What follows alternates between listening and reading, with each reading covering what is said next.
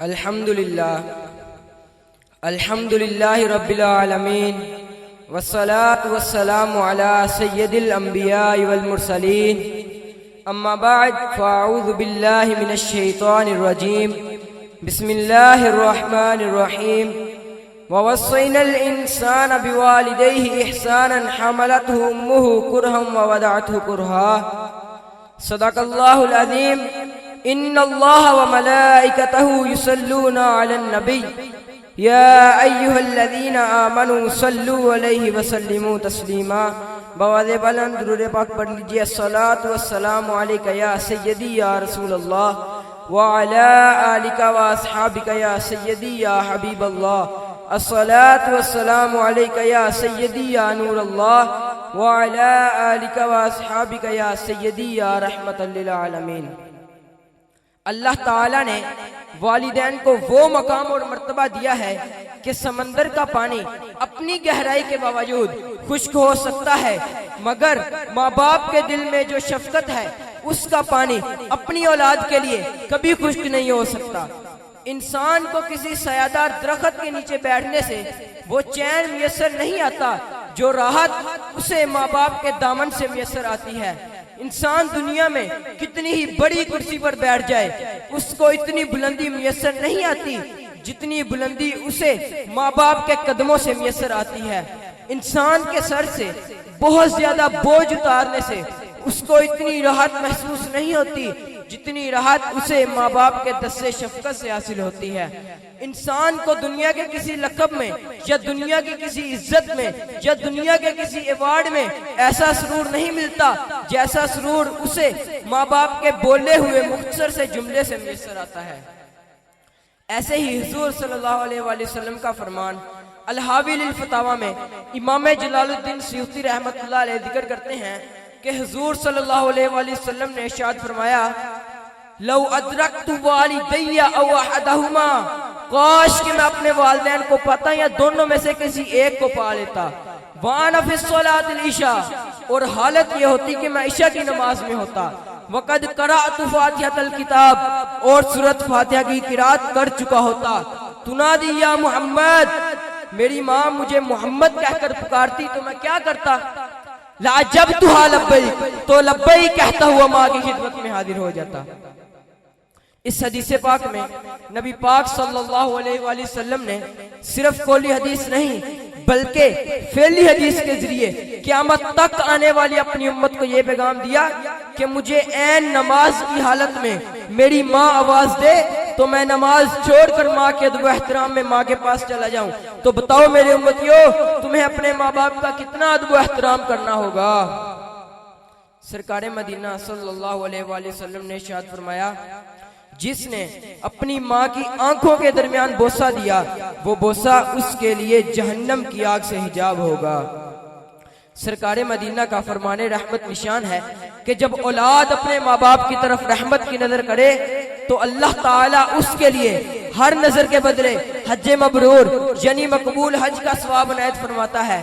सहाबा इकराम ने अर्ज की अगर दिन में 100 मर्तबा नजर करे, फरमाया नाम अल्लाह अकबर वातियब, यानी अल्लाह सबसे ज्यादा बड़ा और सबसे ज्यादा पाक है, वो हर शय पर कादिर है, वो जिस कदर चाहे दे सकता है, हरगिज आजिज नहीं।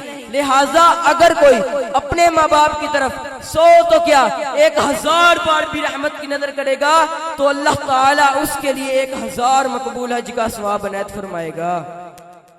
सरकार मदीना सल्लल्लाहु अलैहि वसल्लम ने इरशाद फरमाया अल जन्नतु तहता अक़दामिल उम्महात, यानी जन्नत माओ के कदमों के नीचे है। रुतबा माँ बाप का कितना ज़िशान है, रुतबा माँ बाप का कितना ज़िशान है। उफ तक न कहो, हुक्म कुरान है, हज्जे मकबूल है, एक नजर देखना, हज्जे मकबूल है, एक नजर देखना। अपने प्यारे नबी का ये फरमान है। अन इब्न अब्बास रज़ियल्लाहु अन्हुमा इन्ना रसूलल्लाह सल्लल्लाहु अलैहि वसल्लम क़ाल मन क़ब्बला ऐनी उम्मिही कान लहु सित्रम मिनन नार। हज़रत इब्न अब्बास रज़ियल्लाहु तआला अन्हु से रिवायत है कि हुज़ूर सल्लल्लाहु अलैहि वसल्लम ने इरशाद फरमाया जिसने अपनी माँ की आंखों के दरमियान बोसा दिया वो बोसा उसके लिए जहन्नम की आग से हिजाब होगा।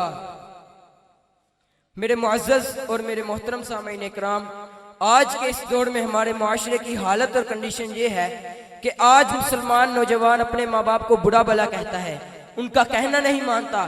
ہاں ان کی فرما برداری دور کی بات، بعض بدبخت نسل اولاد ایسی بھی ہوتی ہے جو اپنے ماں باپ کو گالی دینے سے بھی گریز نہیں کرتی۔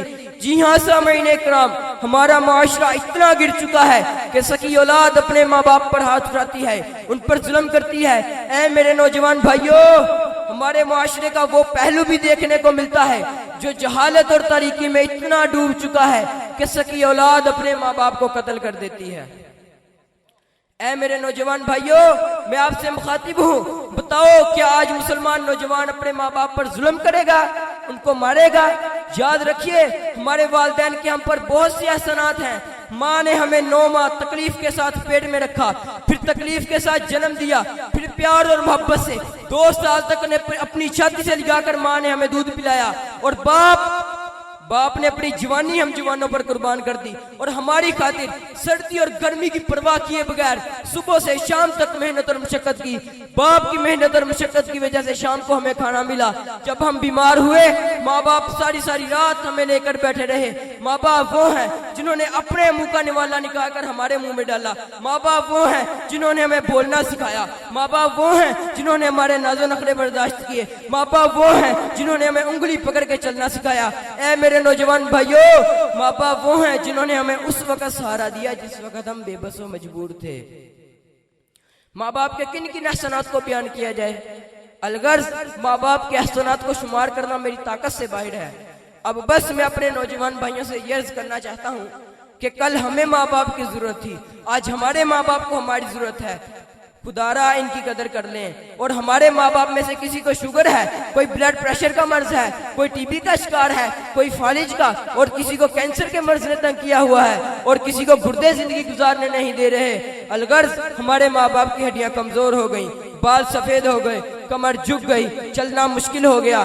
خدارا ان کی قدر کر لیں، کہیں ایسا نہ ہو کہ ہم وہ چہرہ دیکھنے کے لیے ترس جائیں جس چہرے کو دیکھ کر مقبول حج کا ثواب ہے۔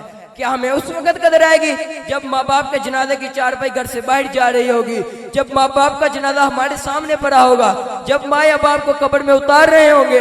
میرے آقا کریم صلی اللہ علیہ وآلہ وسلم نے ارشاد فرمایا کہ ماں باپ ہی تیری جنت ہیں اور ماں باپ ہی تیری دوزخ ہے۔